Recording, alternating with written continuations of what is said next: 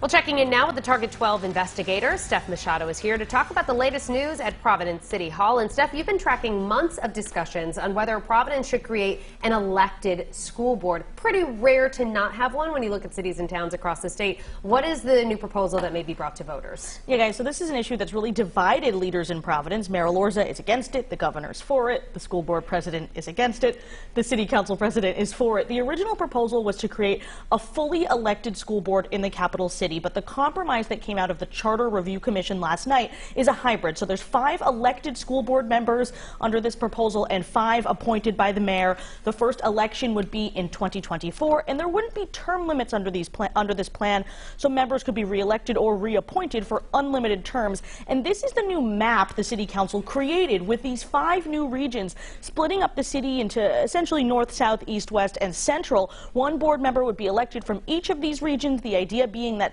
citywide school board seats might be lopsided with more folks from the east side getting elected because they can raise more money.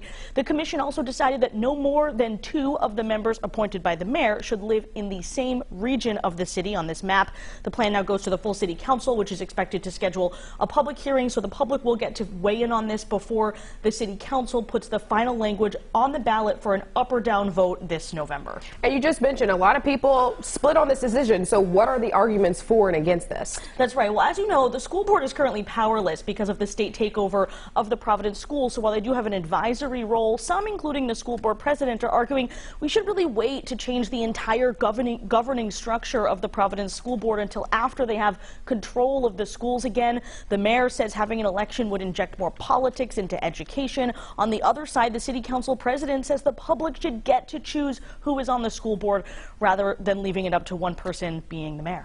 And Steph, this was just one of the charter changes that was approved by the Charter Review Commission just last night. So what else is being proposed as a change? That's right. So this is a commission that's formed every 10 years to amend that governing document of the city of Providence. So the hybrid school board is one of the charter changes that moved forward last night, along with a proposal to require a simple majority rather than a 2/3 vote to remove an appointee from their seat. This was prompted by that city clerk saga we covered a lot last year. Another proposal would change the charter to have gender-neutral language throughout, such as changing the word chairman to chair.